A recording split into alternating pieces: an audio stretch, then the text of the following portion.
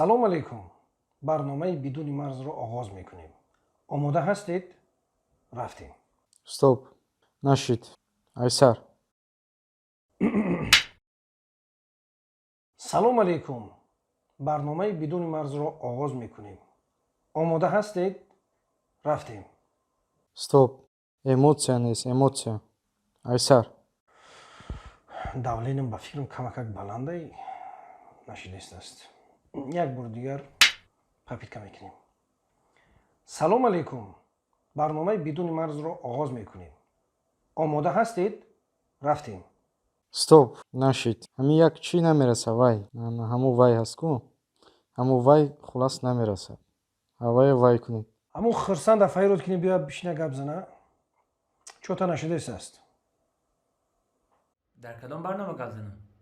барномаи бидуни марз. این بیا روز ما بته کم در کار دارم. маҷбурӣ як мегзаронем. як бор дигар. салом алейкум. барномаи бидуни марзро оғоз мекунем. омода ҳастед? рафтем. Стоп.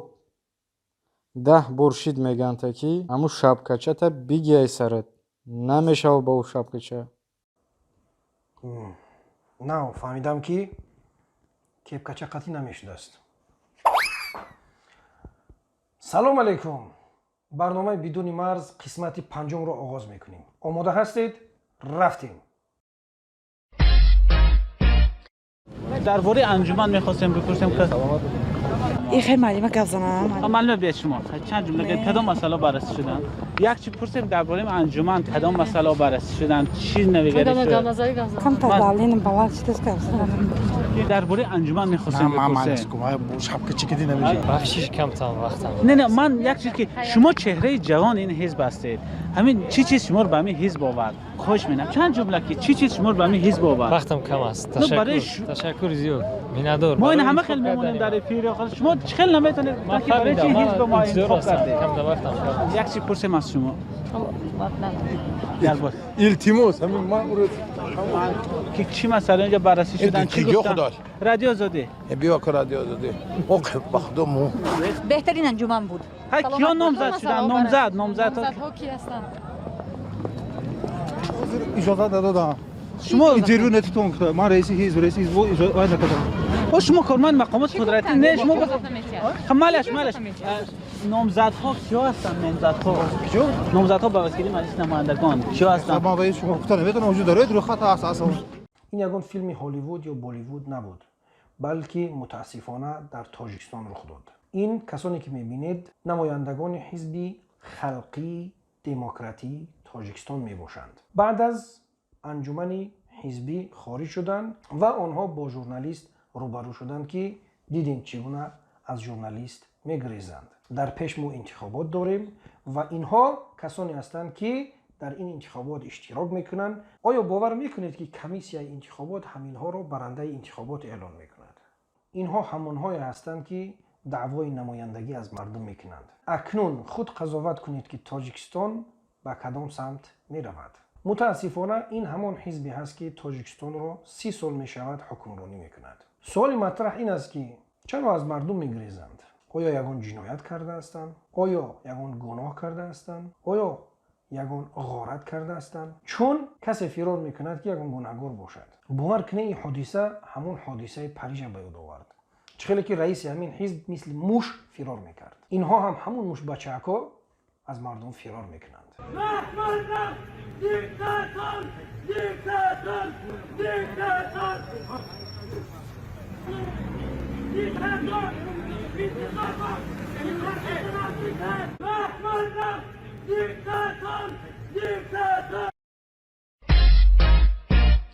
در برنامه گذشته اینمین بود تا گذاشتم تا اینکه ریاکسیای مردم ببینم و آن چیزی که منتظر بودم همون شد.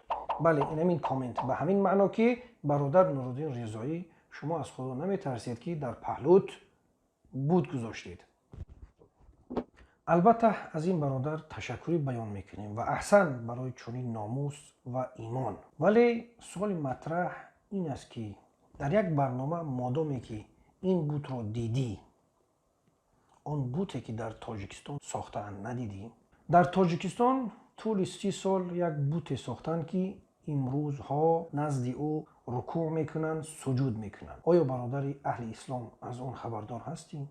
اندرزی اوست آیتی والای سرنویش جهدش هدایت است فخران ملت است او جان ملت است او جان ملت است نگهبان ملت است او جان ملت است او جان ملت است رحمان ملت است او جان ملت است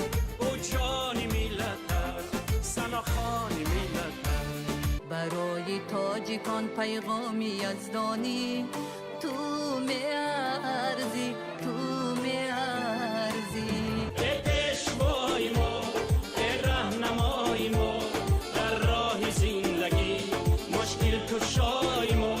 پادشاه سایه خدا در روی زمین است. کسی که اکرامش میکند اکرام کرده است الله را و کسی که اهانتش میکند همچنان است که الله را اهانت کرده است. ما و شما هم حقوق نداریم که در راست پادشاهی که داریم سخنهای نادرست گوییم، تحقیر کنیم، دشنام دهیم. این در هیچ کدام ما و شما حقوق نداریم.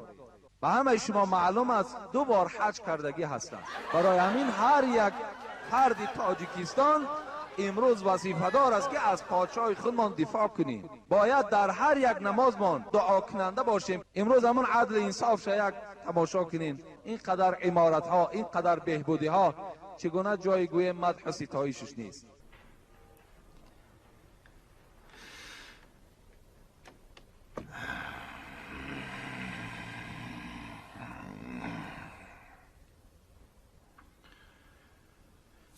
Да что ты, черт побери, такое несешь? هر جای باشین ساق سلامت باشین. جناب عالی نگهبانتان شود.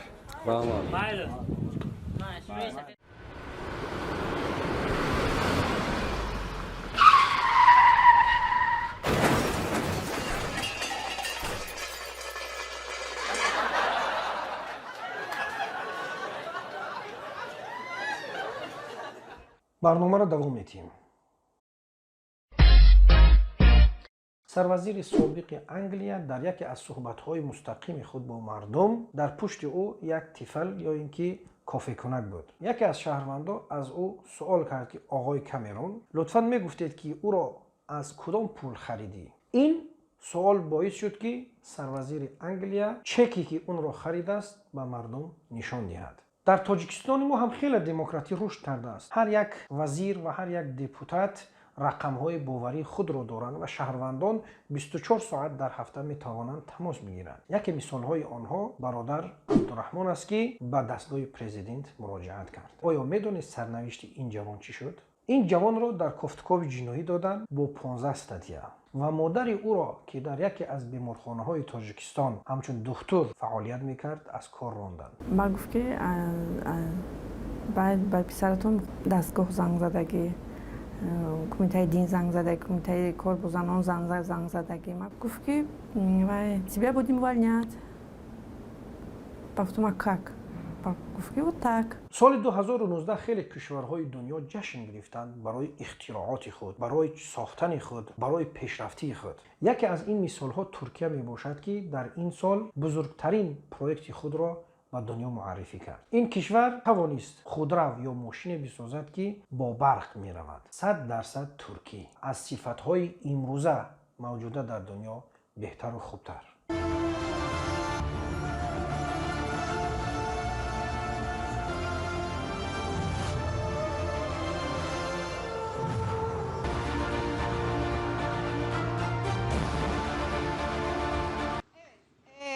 Fotoğraf çekimi için Sayın Cumhurbaşkanımızı sahnede. Sayın Cumhurbaşkanımız ilk binen oluyor elbette ki. Az sonra fotoğraf çekimimizi gerçekleştireceğiz. Sayın Cumhurbaşkanımız otomobille ilgili detayları biraz daha öne doğru alalım sizleri. Ne dersiniz? Sayın Özilhan buyurunuz efendim. Zaten o günleri size kısaca hatırlattık.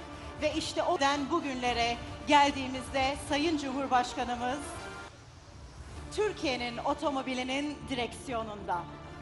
اما میدونید تاجیکستان ما در این سال چی چیز اختراع کرد؟ چیزی که دنیا رو در دهشت گذاشت، برای همه سورپریز بود. ببینید تاجیکستان خود را به چی معرفی کرد.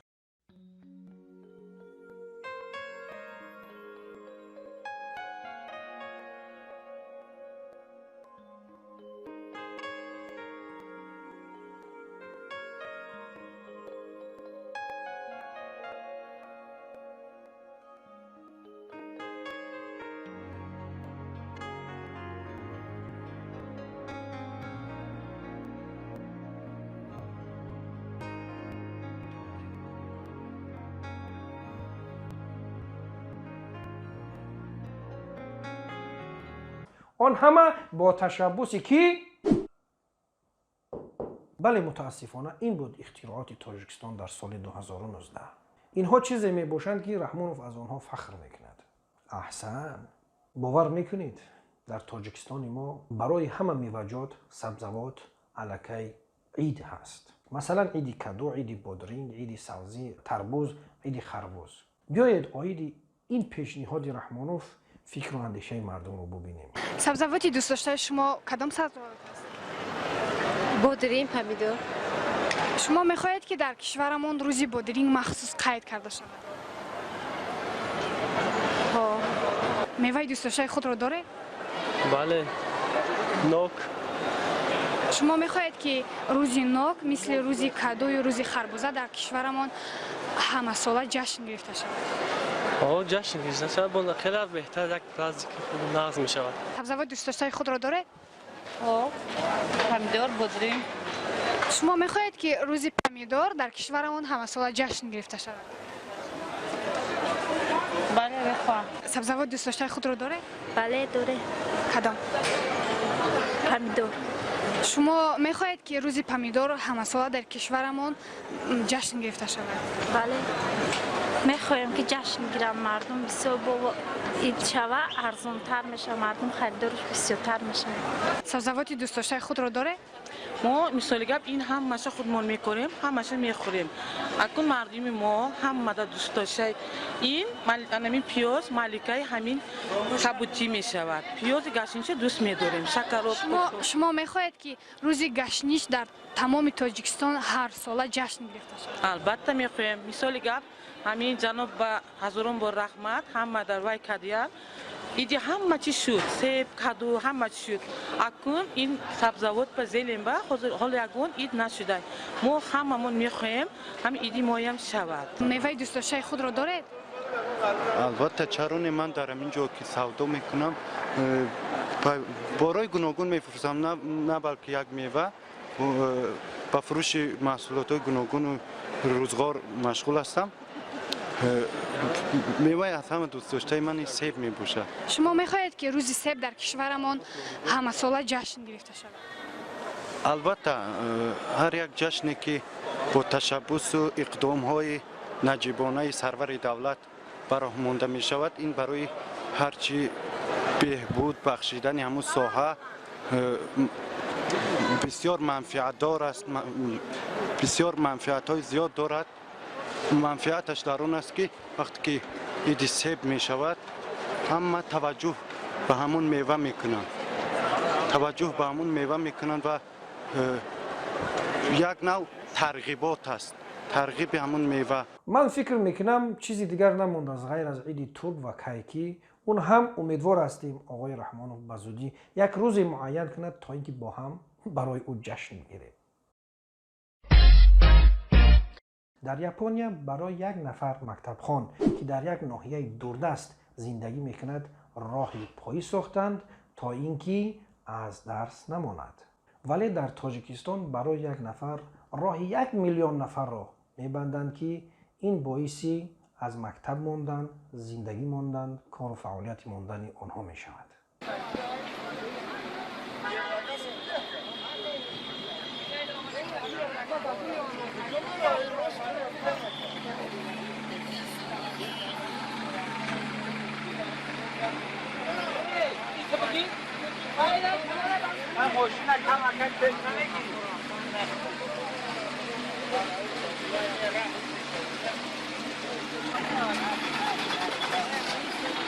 که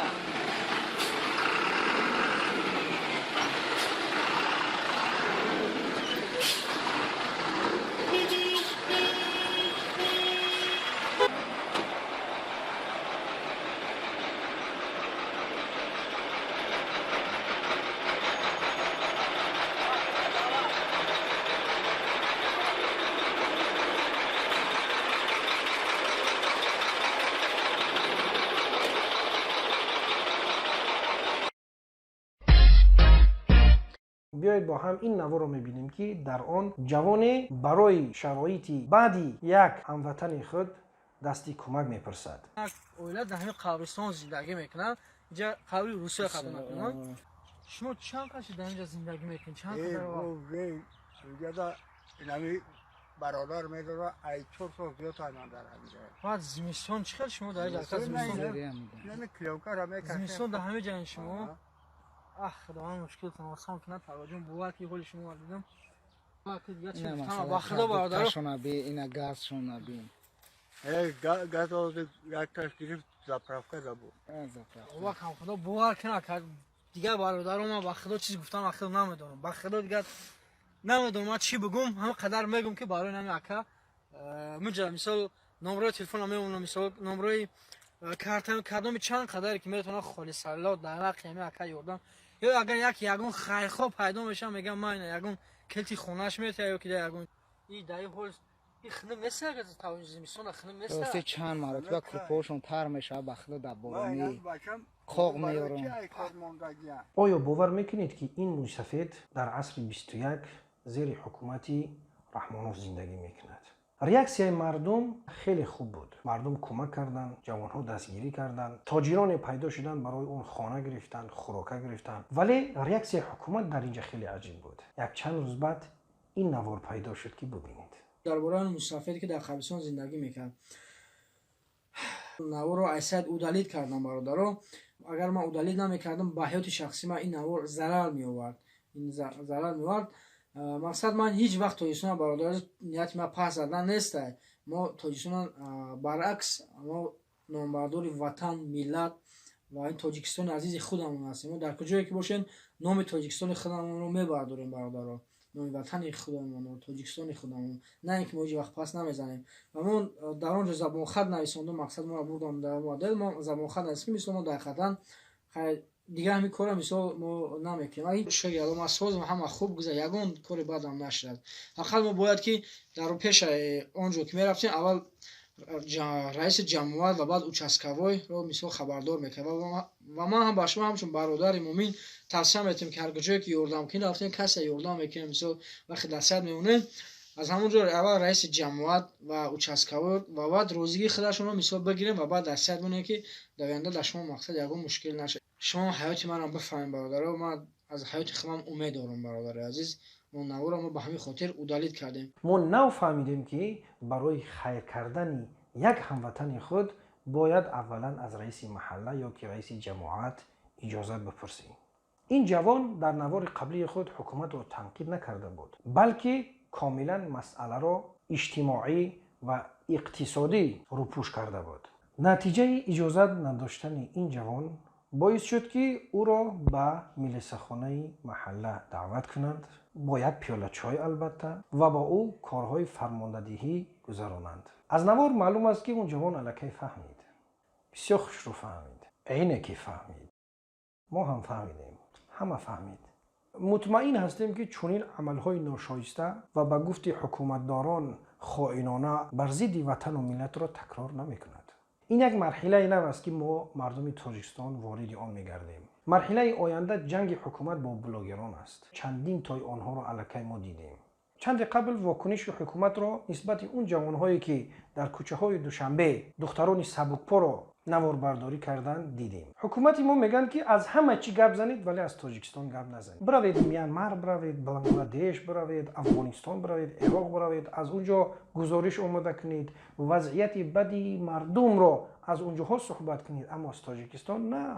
از تاجیکستان فقط این را بگوید که بهترین است، خوب است، جنت روی زمین است، گل شکوفان است. آن همه با تشبثی که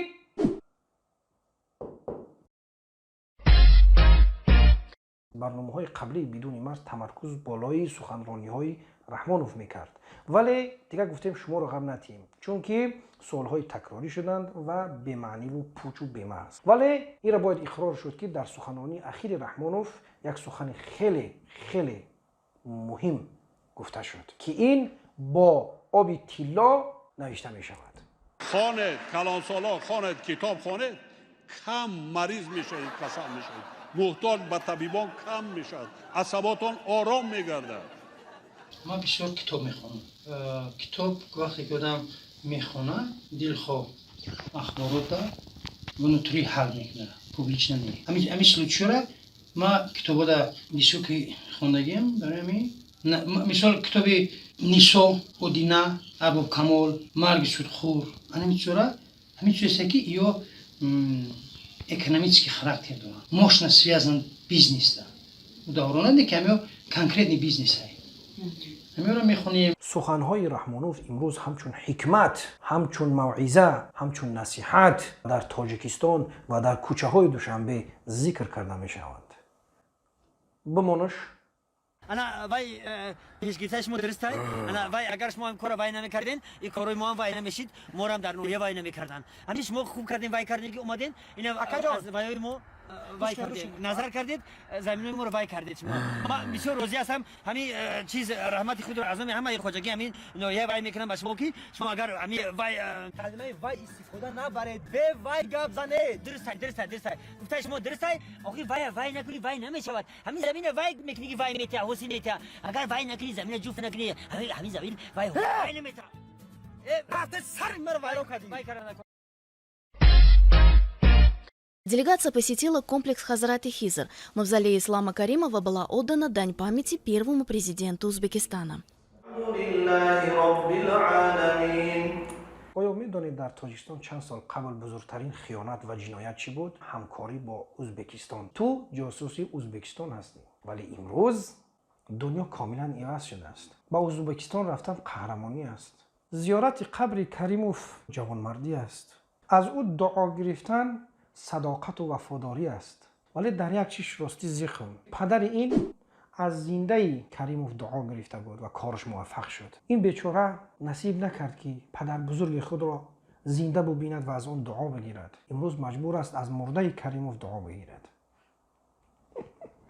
مکانیزم کار در تاجیکستان گوناگون است. چگونه کار مردم پیش می رود؟ فکرها در اینجا گوناگون هستند. بیاید فکری نظر مردم اول ببینیم. مثلا میره شناس یگون چیست کارتا بود میکنه گوی تستر کارتا بود میکنه. مثلا اگر شناس نداشته باشید چی میشه؟ شناس نباشد ایسوس اوچراد هم هستی میگن نمیشه روز پگه بیو.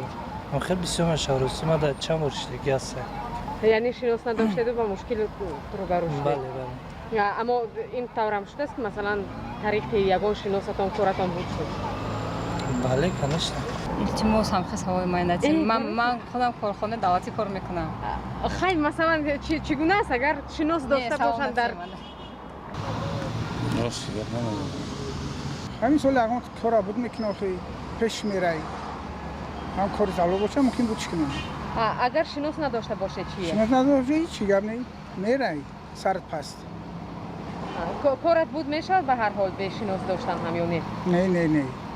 اگر شناس نباشه کار بود نمیشه و مثلا خیلی چه مثلا بود نمیشه و تماما بود نمیشه؟ خیلی کار هم در کارخانه مثلا نباشه آدم نباشه شناس چه کار بود نشه؟ یعنی همون کار لبای کامش شناس قد بود نشه به شناس نمیشه کار. اگر شناس نداشته باشی پول میتی. شناس باشه خوبه حتما خوبه شناس همه جا خوبه. برای چی خوب است؟ برای شناس تای رفیق تای کارش اگه کارش بود میکنی کارتا بود میکنی دنیا همیه خودش. اما شناس نداشته باشی مشکل است کار؟ مشکله کنش مشکله قطعی گپ نمیزنه. نمیتونی درآمد پیش همون کلان شونده اگه اون رئیسای نمیتونه درآمد نمیشه درآمد پیشون پرابلم یا ماه میکشه پیش یک رئیسی مایده درآمدن. با فکر شما برای چی در اداره های دولتی چنین وضعیت است؟ برای چی که ایجاد همه گفته‌امو که کارشون بسیاره وقت ندارن بیزنسشون بسیاره دیویژنیشون بسیاره نمیتونن خلق خدمت کردن فقط خودشون فقط بودجت خودشون پر کرده خلق چی بیچاره پشت در میست اما تو وای کردن نه در اداره دولتی شناسو کار بود نمیکنم. برای چی؟ برای چی مقصد جا شناس خط نمیشود کار بود کردن. چگونه میشود؟ چگونه میشود؟ بله. جا اگر یوریست هم بگیریم مقصد وابسته میکنیم کار بود کنم اصلا. در تایسان این شناسبازی به حکم ارنب در آمده است. در جایی که نروی باید که شناس داشته باشی با شناسا کارت بود میشود. اگر شناس نداشته باشی ماها سالها میگذرد یگان کارت بود نمیشود. یعنی که محلشگی خشته باربازی در این مسئله راستی فکر من دیگر هست. مکانیزم کورم در تاجیکستان را می توانم با یک قصه کوتاه به شما شرح دهم. یک روبه و یک شیر و یک خر با هم دوست بودند. با هم میشینن مصلحت میکنن یک بیزنس پلان میکشن و این بیزنس پلان حاجت به اجازتنامه وزارت است. روبه در بین میدراید میگوید که این کاری من است. من همچون مکار، همچون زیرک و همچون هوشیار میتوانم از عمده این کار برایم. وارد وزارتخانه میشود، از او بینسترینی میبراید. میپرسن از او چی شد؟ میگوید که نشد، رد کردن. شیر در بین میدراید میگوید این کاری من است، همچون قوی و با هیبت. وارد وزارت می شود، از او بینسترینی می براید. از او می پرسند که چی شد؟ می گوید کار نشد، رد کردند. نمیماند کسی غیر از خر. دفتر و دیله را می گیرد، وارد وزارت خانه می شود، از او خوشحال برمیگردد. می گویند که بگو چی شد؟ می گوید کار حل شد. اینها در تعجب می مانند و از او می پرسند که کار چگونه حل شد؟ چگونه توانستی این را بود کنی؟ گفت که 4-1 کارمندان وزارت خانه از خودمان بودند.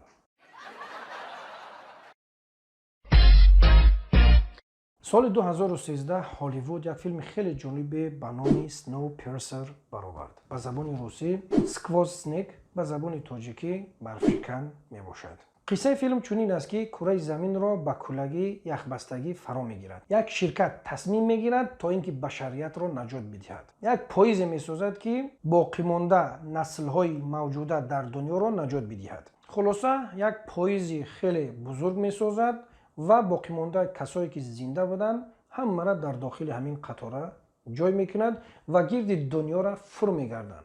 البته نگفته نماند که این پاییز بند بود، یعنی مردم داخل بیرون نمیدیدند. در یک شرایطی خیلی وخیم زندگی میکردند. حتی خوراک آنها از باقی مانده ترکن بود. و اینها میگفتند شکرانه کنید به آن کسی که این قطاره را ساخته است و باعث زنده ماندن شما شده است. خداوند جزای خیرش بده. این حالت 17 سال دوام کرد. میمبریم تا اینکه پاییز زنده بماند. ما تن به فنا دادیم تا زنده پاییز باشد. با اینها چنین گفته بودند که باید پاییز نبسته و اگر نه همه میمیرند.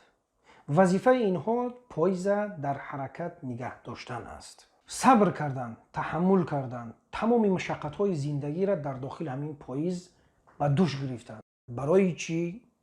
برای اینکه پاییز در حرکت بماند و آنها زنده بمانند. آهسته آهسته یک فکر در سر آنها پیدا شد که با این صبر و تحمل حیات خود و فرزندان خود را نجات دادند. آهسته آهسته جوانان پیدا می شوند که این شرایط به آنها معقول نیست و صدا بلند میکنند. کار تا جایی میرسد که با نگهبانان پاییز الکی وارد مناقشه می شوند. آنها میخواستند همچون انسان زندگی کنند، نه مثل حیوان. کار تا جایی رسید که الکی زد و خورد میان این دو گروه شد. کدام؟ گروه جوانان و نیروهای محافظت کننده از پاییز.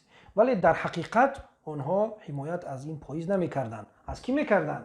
حالا به اوجاش میرسیم. خلاصه این جوانها موفق شدند تا اینکه درهای واگن‌ها را شکسته به واگن‌های دیگر بگذرند. وقتی که درها را میشکنند وارد اتاق‌های دیگر میشوند، در اینجا سورپریز میبینند. وقتی که میان ریادهای پیش واگن‌ها را میبینند، در اینجا اکواریوم، زندگی، حتی مرغ، گوشت، دیگر شرایط، این خوراکه میبینی، این نوش و نعمت میبینی، مکتب میبینی، صدیق میبینی، پارک ها میبینی، جای سیر و گشت میبینی. اینها حتی دکتر دندان پیدا کردن. کافه شاپ میبینی، پنیر میبینی، مسکن میبینی، حتی کاشانه حسن، بسین، پر سر هم پیدا میکنند. بعد از 17 سال درک میکنند که با اون عقیده که کلان شدن باطل بوده است. نه فهمیدن که این همه گفته ها دروغ بوده است. فهمیدن که حیات خودشون سوزاندن.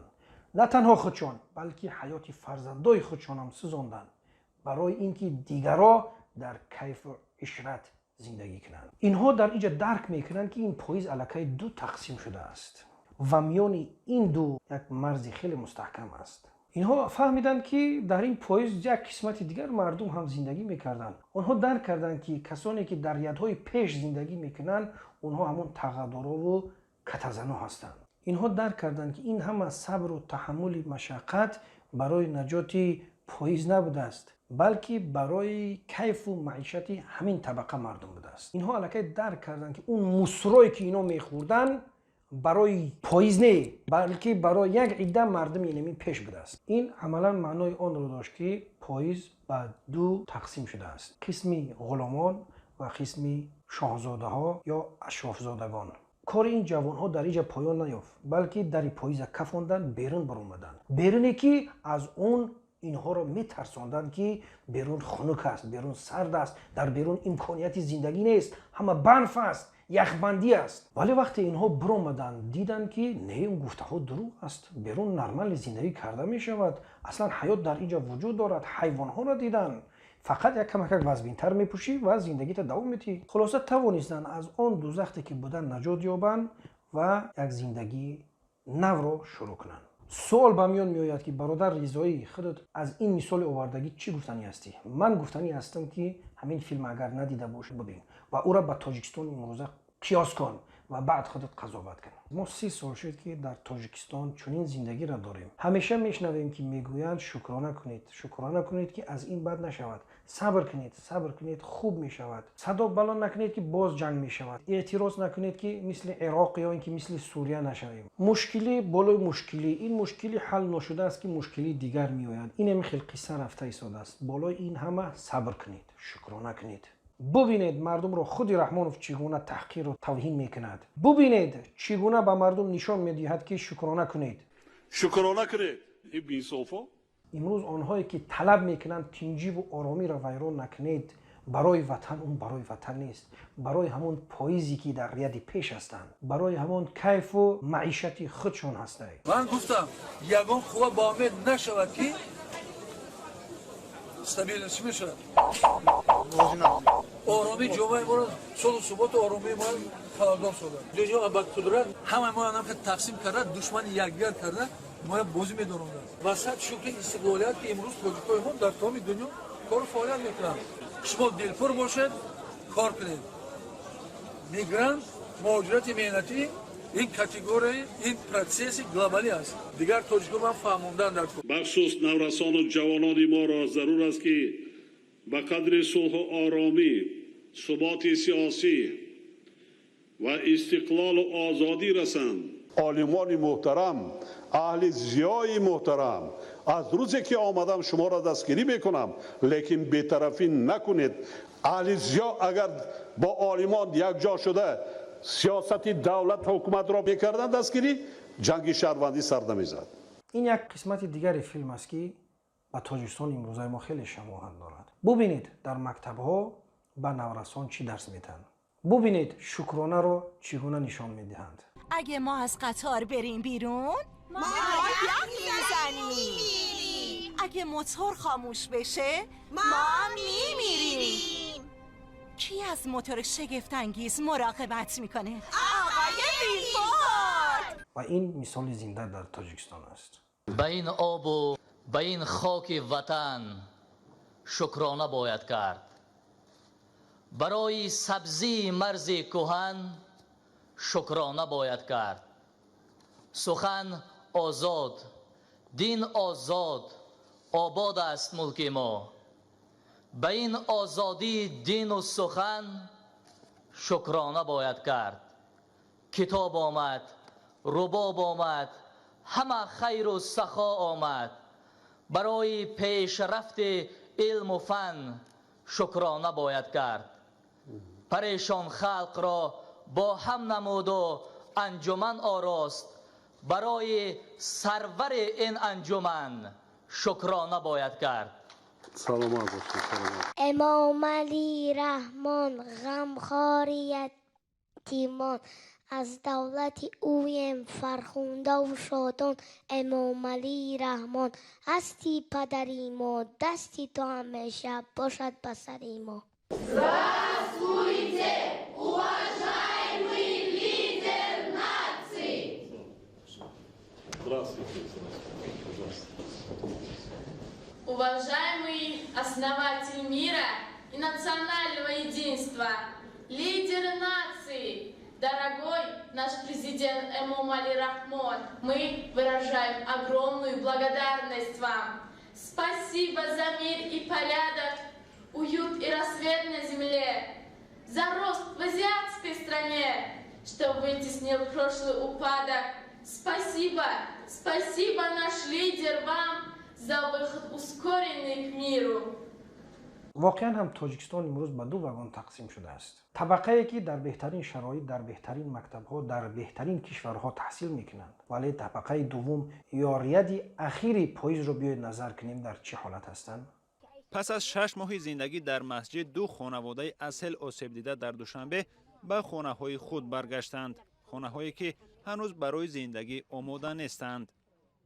باران شدید و سیل در ماه اپریل امسال خانه عزت‌های صالحی‌وا را ویران کرد.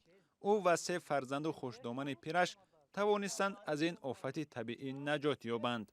آنها را موقتاً در مسجد جای کردند. با قرائول مسجد با آمدن گفتن که این فطر روزه خیلی یگان چی خانه ده استفاده بریم. ما رفتیم در و تریزه خریدیم. اینا خوشدامنم کتی در به در این صورت طلبنده گرفتیم. چی دروغ میگم؟ پیشیم اچتا داشتیم بکسه طلبیده هیچی محله خیلی آمده سون جمع کردین چه خیلی کردین نمیدون فوندامنت ریختن بعد سمین بلاک موندن تمام همیقه کمک ما کرده محله. عزت‌های میگوید از ضرر آفت طبیعی به آنها تمام مسئولان ناحیه آگاه بودند و انتظار داشتند در برقرار کردن منزل زیستشان کمک میرسانند. اما میگویند بجز کمک پولی یک دفعه نکی 1800 سومانی بود دیگر دستگیری ندیدند. خیلی ایقاقا دریدگی ایجوش دریدگی خیلی داختیم اخدمونه اینا هم ایسه گفتگیان که ما کمک کردیم هیچی این خدمونه اینم اینجا در چیز میبینین خدمونه یگان چی کدگی نیسته. در نسخه نامه‌های جوابی به مراجعت ساکنان ضرر دیده مسئولان ناحیه شاه منصور گفتند برای تأمین این عائله‌ها با جای زیست موقتی اشیای روزگار و خوراک مساعدت کردند. ولی این خانواده‌ها میگویند در ساختمان این خانه قسماً تنها از همسایه‌های سخاوتمند خود کمک دیدند. با ای پرشتن هستیم. ایده مدت دسترخوان ایدونه ساز کردگیم. می اومدن ایده هم سیومکه میکردن. نبود خیلی. نه. اینجا دیوان بود. اینجا سیروان بود همش جزیر شده نه. بیبی عایشه سلایی و ساکن دیگری ضرر دیده سیل هم که خانه‌اش قسماً خراب و برای زندگی نامناسب شده است 6 ماه اخیر در خانه پسرش زندگی دارد. بیبی عایشه میگوید در پی سیل او از مسئولین فقط 800 سومانی کمک پولی گرفته است. اینا سیل در آمدگی چخیل من همه خانه زندگی کنم بچم کسالی کار بانیسه بر آمدگی یا خانه اونجا بچم خانهش دوز زندگی دارم احوالا بینتون یاردم هیچی نیست حکومت آمد امتیاز آمد گفتن یاردم نیست خطان کنین ریمونت من پول ندارم که زندگی من احوال. مسئولان ناحیه شاه منصور قبلا بر رادیوی آزادی گفته بودند به قدر امکان به این خانواده ها کمک میکنند. حالا با آمدن فصل سرما این خانواده ها از آن نگرانند که در خانه های سرد و ناتمامشان پیش از همه کودکان و پیرانسالان اذیت میکشند. شما یک بار ریادهای پشت بیایید ببینید مردم در کدام حال زندگی میکنند. دهه گلستان را خارستان مینامند. از بی‌آبی در زمین‌های کشت کشاورزان زراعتشان نارسیده خشک می شود. دیدن این منظره به چشمشان خار خلیدن را ماند. از پیش منزل گلبهار سفر و جوی آب می گذرد. 5 سال شد با وجود تلاش‌های پی در پی از آن بهره نبردند. او که بندن و میان به خانه که نمیتونه و میگردونن فرمرو میگردونن و میگم حق ندارین شما میگم یا خلق نیست یا فرمرو چی به مردم آوردشون ده حق نداره. گاهی همین خانواده برای نجات حاصل خود از راه دور آب میکشند اما آن تا زمین نمیرسد. گلبهار سفر و میگوید دادخواهیش از اداره های دولتی بی نتیجه بوده است. من میرم با چی رئیس شورا میدارم ای ترسر که میترسن چیکار کنن چپ مون میگیرن یک سال دشمنگری میکنن اینجا آمدم اینا جنگ کم دعوا کم که چپ گرفتن و نمیتونم. در دهه گلستان 30 خانواده زندگی می کنند. این دهه نو است و مقامات گفتن می کوشند آباد شود. ساکنان می گویند به آبی یگانه مشکلی ده نبوده، راه، مکتب و بنگاه طبی هم ندارند. وضعیت با درجه اولیش وضع نه زندگی کن قینه. سالهای 2019 و 2020 را حکومت تاجیکستان سالهای رشد دهات اعلان کرده است.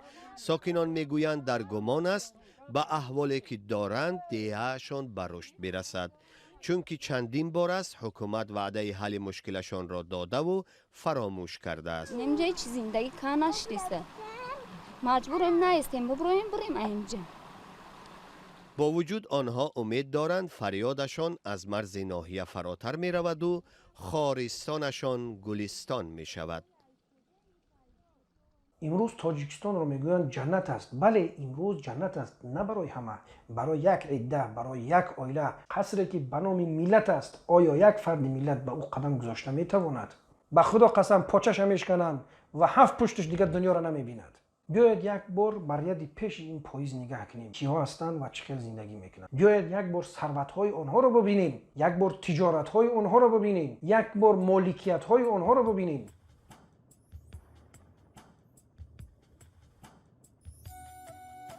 Organized Crime and Corruption Reporting Project یا مرکز تحقیق فساد و جنایت‌های سازمان یافته روز 27 دکبر سال گذشته از دارایی‌های خانواده رحمانوف گزارش نشر کرد.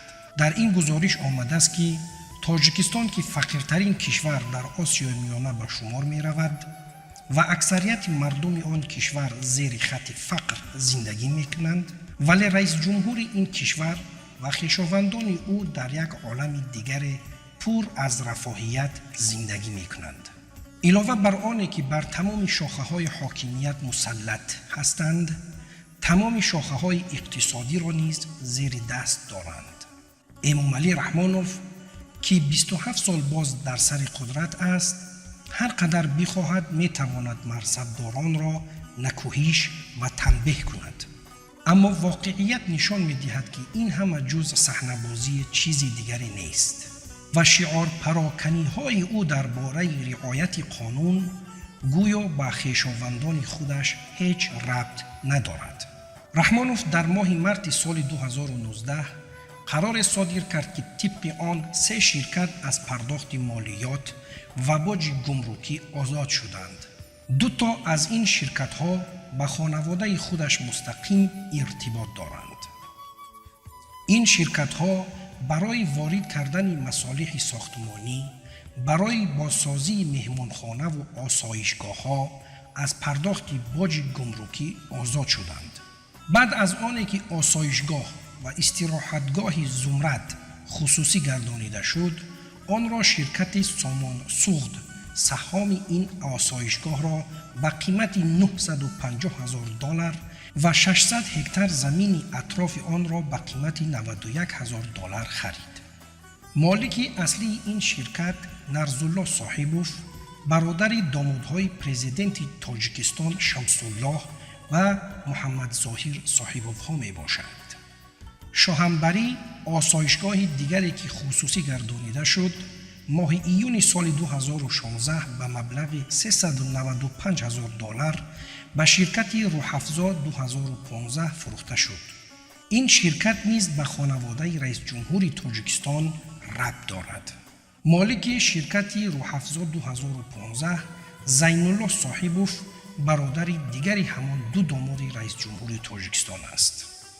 ACCRP می نویسد که خانواده رئیس جمهور در اقتصاد تاجیکستان حضور و نفوذ گسترده دارد.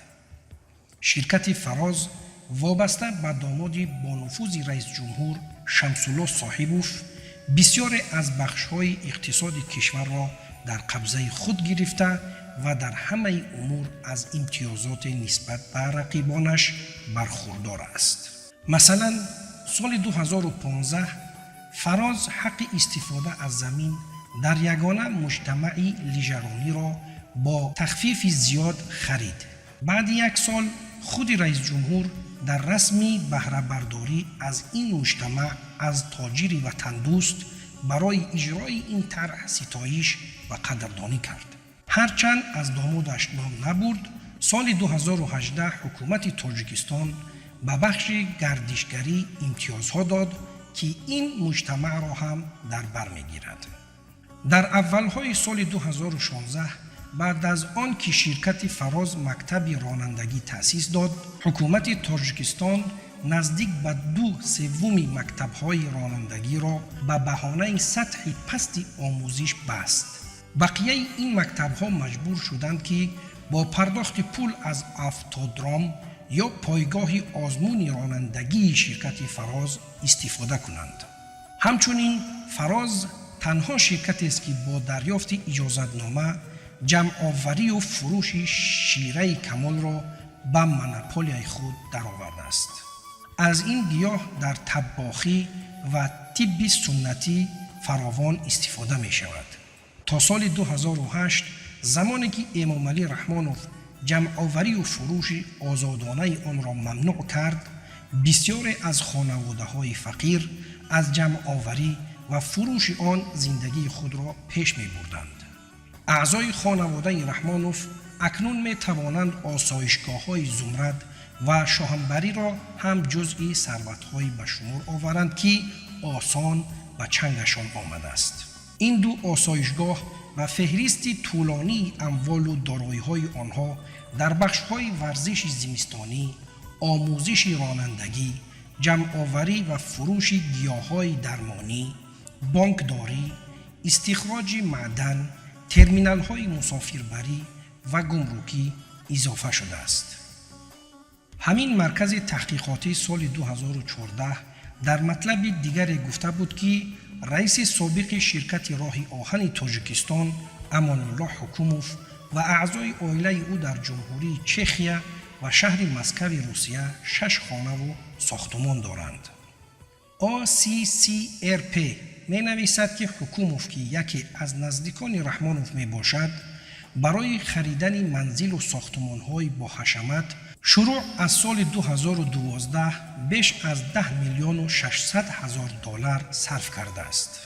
به نوشته مؤلفان، 2 خانه‌ای که در آسایشگاه مریانسک لزن سال 2012 با ارزش 500 هزار و 1 میلیون و 100 هزار دلار خریداری شده اند نیز به همین خانواده تعلق دارد. ارزش 4 ساختمان در کارلوف وری از 200 هزار تا 5 میلیون دلار برآورده شده، گرانترین آنها یک ساختمان معمولی می باشد.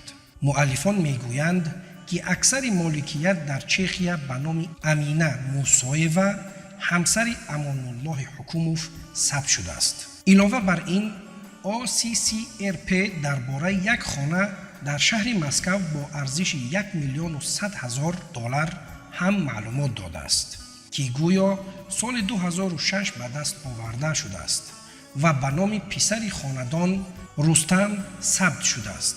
این چنین ACCRP میگوید که خانواده حکوموف در قلمرو چخیا 3 ماشین گرانبهای نوع بنتلی مسلانه، فورد رپتور و سکودا یتی خریداری کرده است.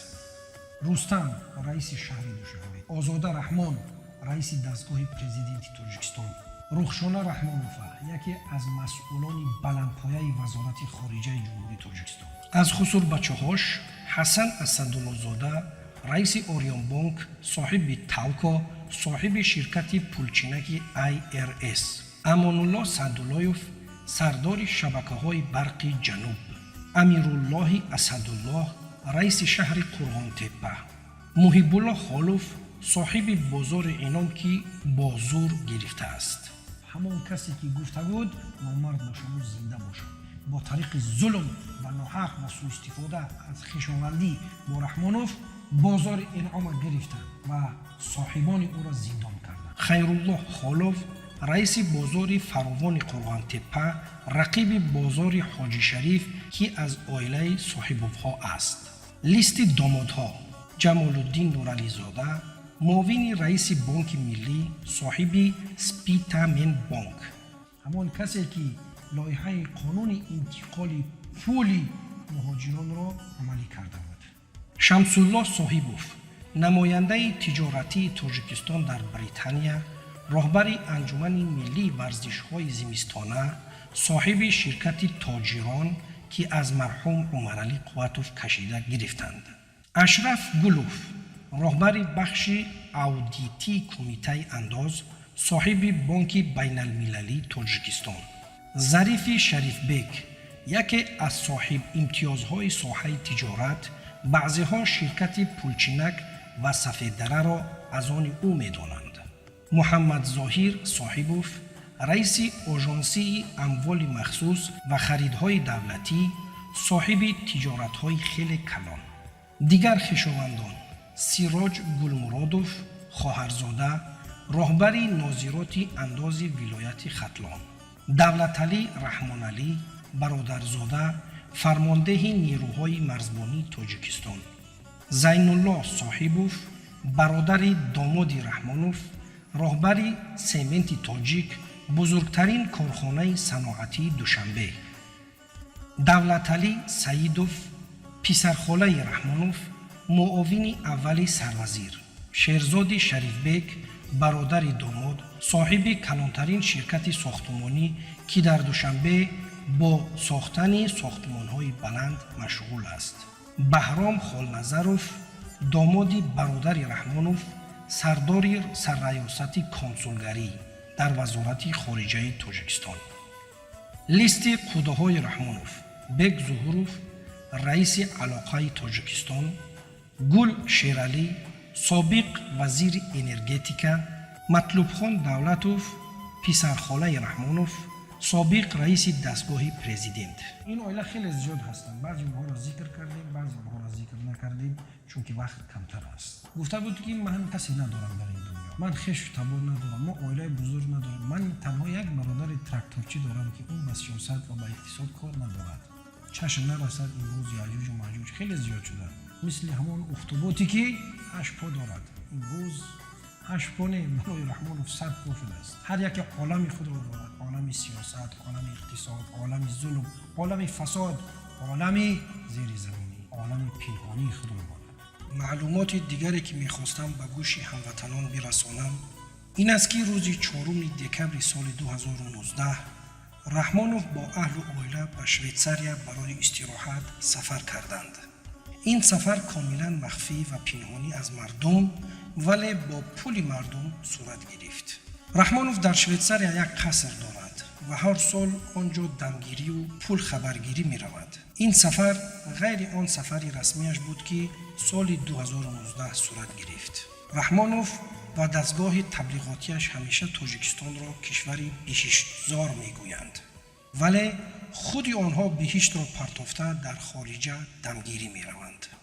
این سفر تا روز 12 دکمبر دوام کرد و هر یک شخص می تواند خبرهای مربوط به خدمات مطبوعاتی رئیس جمهور را در رسانه ها در این روزها جستجو کند و به آسانی پی خواهد برد که مدت 8 روز او از تمام دوربین ها نابود بود. رئیس جمهور یک کشور 8 روز در کجا بوده می تواند؟ از پیشرفت ساحه طب در تاجیکستان لاف می زنند، ولی در اولین حالت مریضی به خارج سفر کرده معالجه می گیرند.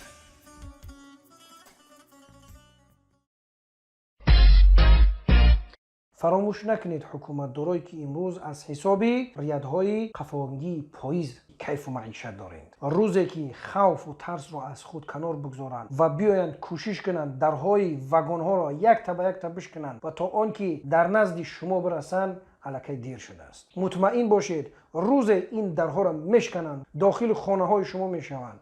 قصد میگیرند اینقدر سالهایی که اونها عذاب کشیدند، قصد میگیرند اینقدر سالهایی که اونها فریب خوردند، قصد میگیرند از آنهایی که اونها را گشنه ماندند، بالای اونها ظلم کردند، اونها را پایلوچ و بی سرپناه ماندند، قصد میگیرند از آنهایی که با سلاح آنها را میترساندند، با سلاحی که از پولی آنها بود، قصد میگیرند از آنهایی که زمینهای آنها را فروخت، قصد میگیرند از آنهایی که معدنها و کانهای آنها را فروخت. دوستان عزیز، حالا این سوال هر یک تا شما با خود بدهید که در کدام وگان این پاییز قرار دارید.